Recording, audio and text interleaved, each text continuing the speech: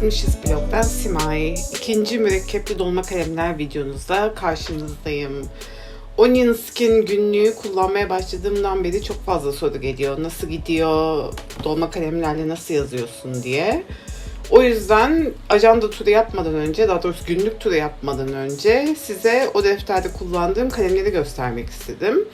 Ancak tabii burada direkt Onion Skin Journal'ın içinde değil, Clairefontaine defterimin içinde göstereceğim. Çünkü Onion Skin'de gösterirsem renkler vesaire biraz yanıltıcı olabilir.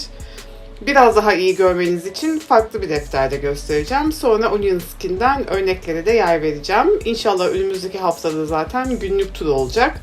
O yüzden orada da biraz daha defterin içinde denediğim mürekkepleri gösterip onlar üzerinde konuşma şansım olacak. Evet, ilk kalemimle başlıyoruz. Bu çok sevdiğim Sailor kalemlerimden biri. Bunun içinde pembe ve burada çok fazla gözükmese de simli bir mürekkep var. Bu kalem B uç. Ben böyle mesela kimisi sadece ince uçlarla yazar, kimisi kalın uçtan başka uçla yazmaz. Ben pek öyle değilim. Hem kalın uçlu kalemlerim var, hem ince uçlu kalemlerim var. Biraz moduma, kağıda, deftere ve tabii ki de keyfime göre değiştire kullanıyorum onları. Bu yanlış hatırlamıyorsam Kore markası olan Colorverse'ün bir rengi.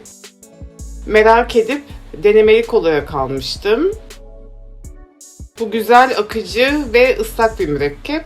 Hoşuma gittiğini söyleyebilirim.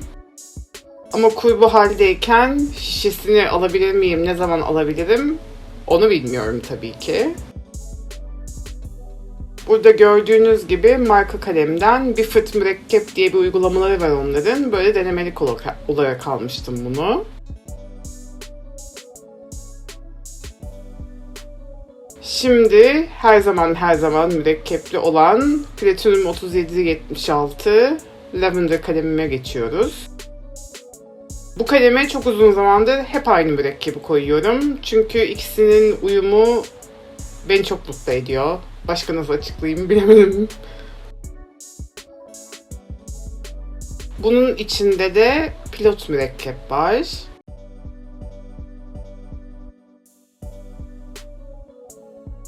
Bu da yine en sevdiğim siyah renklerden biri.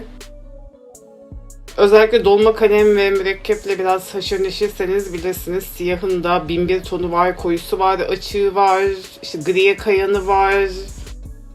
Biraz daha transparan olanı var, iyice böyle simsiyah olanı var. O da kendi içinde çok fazla değişiyor. Bu benim en sevdiğim siyahlardan biri. Bu kalem extra fine uçlu.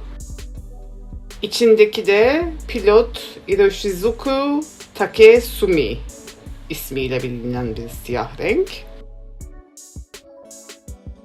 Bunu da ilk aldığımda biraz üzülmüştüm. Niye şişesine bu kadar para verdim? Amanın ne yaptım ben diye. Çünkü bunu da genelde denemelik olarak alıyordum. Ama şimdi diyorum ki iyi ki almışım. Gördüğünüz gibi daha biraz daha var içinde, beni götürür yani. Ayrılmamıza gerek kalmadığı için mutluyum. Üçüncü kalem de yine Platinum 3776. Bu da fine uçlu, F uçlu. Platinumlar da bu arada çok sevdiğim kalemlerden. Dolma kalemler söz konusu olunca ben bayağı Japonca oldum sanırım. Gerçekten onların yaptığı kalemleri, Sailor da öyle, Platinumlar da öyle, çok severek kullanıyorum. Burada yanlış yazmışım bu arada, extra fine yazmışım ama o doğru değil, fine uçlu bu. Bunun içinde de çok sevdiğim mavi mürekkeplerden Monteverde'nin Horizon Blue mavisi var. Monteverde'nin mürekkepleri de benim şimdiye kadar kullandığım kadarıyla birkaç farklı rengini kullandım. Yine pilot gibi akıcı ve ıslak mürekkepler. O yüzden onları da çok seviyorum. Ben ıslak mürekkebi gerçekten çok seviyorum. Böyle kağıtta vıcıt kayınca büyük keyifle yazıyorum. Bir sonraki kalemim Pilot Capless. Sanırım Avrupa'da Capless, Amerika'da Vanishing Point olarak biliniyor. Ya da bazı yerlerde Capless, bazı yerlerde Vanishing Point olarak biliniyor. Öyle bir durum var ama şu an çok emin olamadım. Bu da yine fine uçlu bir kalem.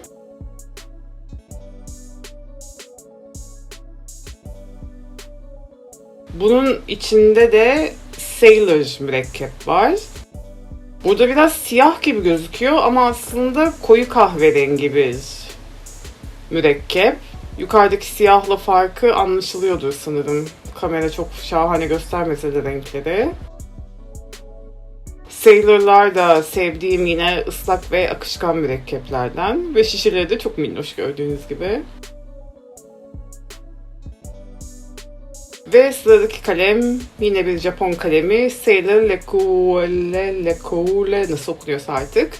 Medium fine uçlu bu da. Bu da genelde hep mürekkepli olan kalemlerimden biri. Bununla da büyük keyifle yazıyorum.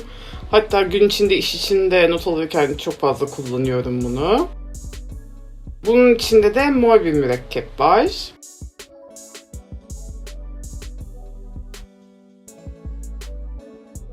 Bunun içindeki mürekkep Kanadalı Ferris Wheel Press markasının Grace Ice Pop isimli bir mürekkebi.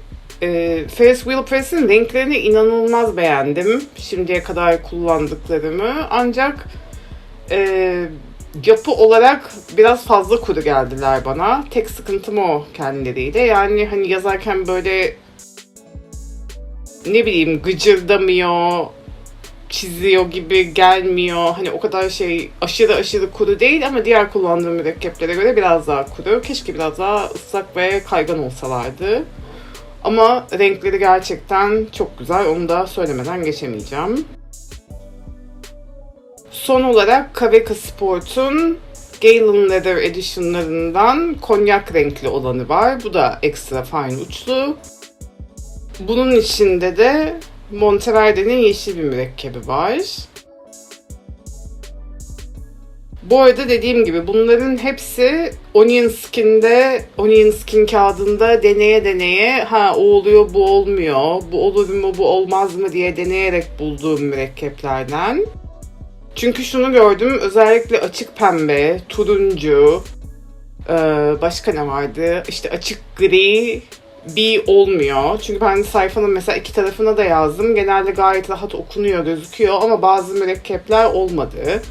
Mesela Pilot'un bu yukarıda siyahıyla yazdığım mürekkebinin açık gri rengi vardı bende. Onu medium uçlu bir kalemle yazdığımda inanılmaz dağıldı böyle. Hiç güzel gözükmedi ve sayfayı böyle çok kırışık yaptı. Biraz deneme yanılma yoluyla gidiyor yani. Burada da Onion Skin kağıtta bu demin gösterdiğim mürekkeplerin nasıl göründüğünü görebilirsiniz. Bu oradaki deneme sayfam. Şimdi bu bahsettiğim örneklerden birkaçını göstereceğim. Mesela burada bazı kırmızılar, yeşiller ve maviler bir tuhaf gözüküyor. Bakın bu kırmızı hiç olmamış. Bu Ferris Wheel Press'in kırmızılarından biriydi. İnanılmaz dağıldı Onion Skin kağıtta. Bu da yine simli bir yeşildi. J. Urban'indi sanırım. Bu da böyle harflerin kenarlarında falan böyle bir toplandı mürekkepli bir şeyler oldu. Bu bahsettiğim Pilot mürekkebin gri olanı, açık gri olanı ince bir kalemle yazmıştım. Bir de neredeyse hiç okunmuyor. Hiç okunmuyor. O derece olmadı yani bu kağıtta. Bakalım nereye geçeceğim şimdi. Evet, bu da aynı mürekkebin, deminki gri mürekkebin daha kalın bir uçla yazılmış olanı. Bu da gördüğünüz gibi inanılmaz dağıttı ve sayfayı çok fazla karıştırdı.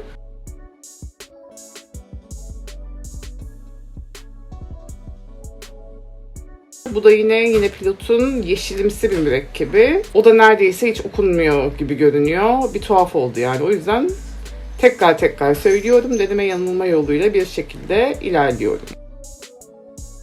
Ve yine dediğim gibi haftaya bu defterin içine Kasım ayı boyunca yazdıklarıma hep birlikte göz atacağız. Onu kaçırmamak için kanala abone olmayı unutmayın. Bir dahaki videoda görüşmek üzere.